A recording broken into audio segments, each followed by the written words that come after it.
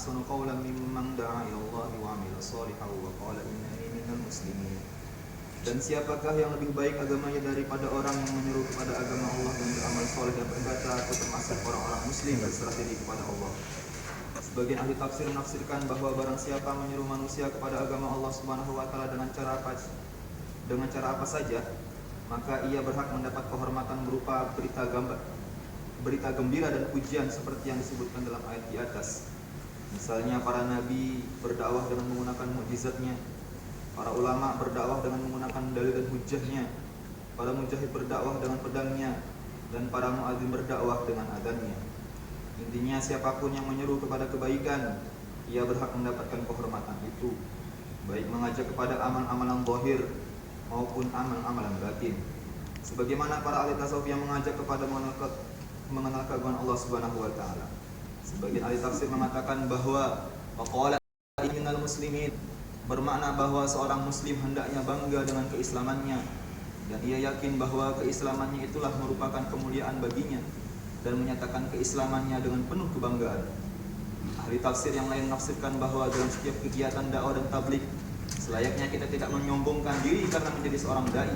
Kita seharusnya merendah hati dengan menganggap bahwa kita hanya seorang muslim biasa seperti muslim. Alhamdulillah dari mulia kita telah mendengarkan satu buah ayat Al-Quran. Artinya bagaimana kita ini menyuruh manusia agar berbondong-bondong mengamalkan amal agama secara sempurna.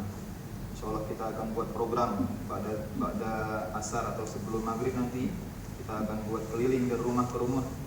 Bagaimana mengajak orang-orang yang belum datang ke masjid datang bareng-bareng ke masjid, yang mana amal ini adalah amalan yang telah dicontohkan oleh baginda Rasulullah SAW. Seandainya telapak kaki Nabi itu diberi warna merah, maka seluruh Mekah itu sudah diisi dengan warna merahnya daripada telapak kaki Nabi.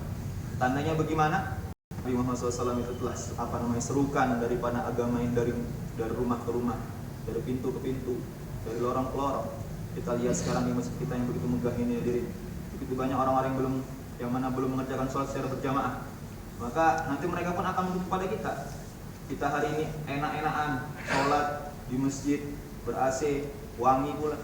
Tapi saudara muslim kita ini hadirin, hari ini mereka ini belum mengerjakan sholat asar. Bagaimana dengan maghrib mereka? Bagaimana dengan isya mereka? Nanti kita akan dimasukkan surga, kemudian malaikat lari kita. Kenapa kamu dulu di dunia kamu sholat berjamaah, tapi saudara muslim kamu tidak kamu ajak? Nanti kita akan dituntut hadirin. Oleh karena itu kita nanti akan buat program keliling dari rumah ke rumah, dari pintu ke pintu.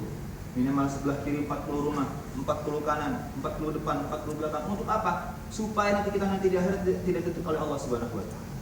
Oleh karena itu Allah Subhanahu wa taala, insyaallah kami membutuhkan dalil. Sebaik-baik dalil adalah orang tepatan, supaya tahu mana rumah yang sudah pernah sholat, tokoh masyarakat, supaya kita bisa kunjungi. Nanti orang sudah sering sholat, kita ajak, nanti marah pula, ya kan? Nanti ada orang kita ajak marah, ternyata Nasrani pula. Oleh karena itu Allah Subhanahu wa taala kita membutuhkan dalil. Semua bersedia insyaallah ya. Insyaallah. Subhanahu wa ta'ala.